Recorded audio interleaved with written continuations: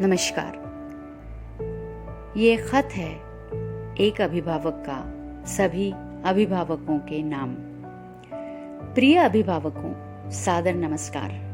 मैं स्कूल में पढ़ने वाली एक स्टूडेंट की माँ हूँ और जाहिर है इस नाते एक अभिभावक भी। आप सभी अभिभावकों से जिनके बच्चे किसी न किसी स्कूल में पढ़ रहे हैं कुछ मन की बात कहना चाहती हूँ। मेरे प्यारे साथियों, याद कीजिए जब कभी हम अपने बच्चों के एडमिशन के बारे में सोचा करते थे, उस दौर के बारे में सोचिए किस तरह हम अपने बच्चों को लेकर एक से दूसरे स्कूल में भटका करते थे और मनचाहे स्कूल को जब मिल जाता था तो एडमिशन करवाने के लिए कितने ही रसूखदारों की सिफारिशों से काम लिया करते थे और हर वो संभव कोशिश एड़ी चोटी का जोर लगाकर किसी तरह एडमिशन करवा कर ही मानते थे।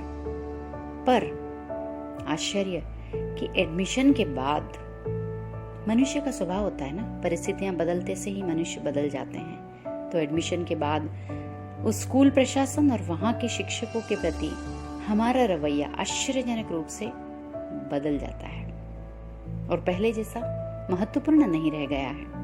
शायद इसीलिए परिस्थितियों के बदलने पर हम अपने बच्चों के शिक्षकों और स्कूल प्रबंधन को वो सम्मान और आदर नहीं दे पा रहे हैं जिसके वे वास्तविक रूप से हकदार हैं। ये भूलकर कि यही तो वो स्कूल है और यहीं के वे शिक्षक हैं जिन्होंने कल तक हमारे बच्चों के भविष्य को संवारा था और यकीनन आने वाले कल भी यही हमारे बच्चों के ज्ञान वर्धन हेतु तत्पर रहेंगे। परंतु मैं अपने बच्चे के स्कूल प्रशासन और शिक्षकों के प्रति हृदय की अनंततम गहराइयों से आभारी हूँ, जिन्होंने अब तक मेरे बच्चे के ज्ञान पटल को एक बहुत सुदृढ़ आधार प्रदान किया है और भविष्य में भी जो कुछ भी श्रद्धेय शिक्षकगण और स्कूल प्रशासन मेरे बच्चे के लिए करेगा उसके लिए आभार व्यक्त करने हेतु मेरे पास शब्द ही नहीं है। दोस्तों, साथियों, इस कोरोना काल में जब हम अपने परिवार के प्रति बहुत अधिक चिंतित और सजग हैं, तो ऐसे विकट समय में भला हम अपने बच्चों के स्कूल परिवार से कैसे विरक्त होकर उनके साथ अशोभनीय या अभद्र व्यवहार कर सकते हैं। सौभाग्य से मैं भी एक प्राध्यापक हूँ और यद्यपि मेरे पति जो मार्केटिंग में हैं, उन्हें गत 2 माह से तनख्वाह नहीं मिली है, तथापि मेरे महाविद्यालय ने घर से काम करने की सुविधा देते हुए बगैर किसी कटौती के पूरी तनख्वाह दी है। कहने का तात्पर्य है कि कभी खुशी कभी गम की तर्ज पर कुछ उतार चढ़ाव तो जिंदगी में आते ही रहेंगे, परंतु कहीं ऐसा ना हो कि हमें अपने बच्चों से या उनके शिक्षकों के समक्ष अपने व्यवहार के चलते शर्मिंदा होना पड़े।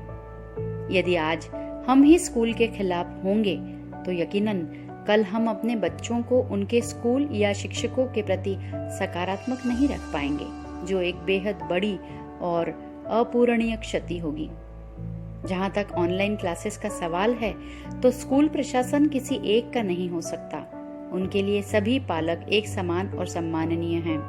अतः कुछ पालकों की मांग के मद्देनजर ऑनलाइन क्लासेस का पर्याय भी रखना पड़ सकता है। अब एक दफा उन शिक्षकों के बारे में सोचिए जो पूरे लॉकडाउन के दौरान मल्टीटास्किंग करते हुए घर और विद्यालय की जिम्मेदारियों को भली प्रकार अमली जामा पहनाते रहें, ये जानते हुए कि हमारे द्वारा भरी गई फीस से ही उनकी तनख्वाह भी बननी है। हम अपने फर्ज से कैसे मुंह मोड़ लें? तो ऐसे विकट समय अपने बच्चे की फीस जमा करना न केवल मेरा सौभाग्य है अपितु कर्तव्य भी है, जिससे मैं हरगिज विमुख नहीं हो सकती। निवेदन है कि आप सभी अभिभावक भी ऐसा ही करें। दोस्तों, साथियों, कोरोना हमेशा नहीं रहेगा, मगर इतिहास गवाह है कि रिश्तों की पहचान तो सदैव विपरीत परिस्थितियों में ही हुई है। प्रभु से प्रार्थना है कि हमारे बच्चे और हम सभी सुरक्षित रहें, स्कूल रहें, शिक्षक रहें, संवेदना रहे, समझदारी रहे, सहृदयता रहे और इस हेतु हर संभव प्रयास भी। आपकी ही तरह एक अभिभावक।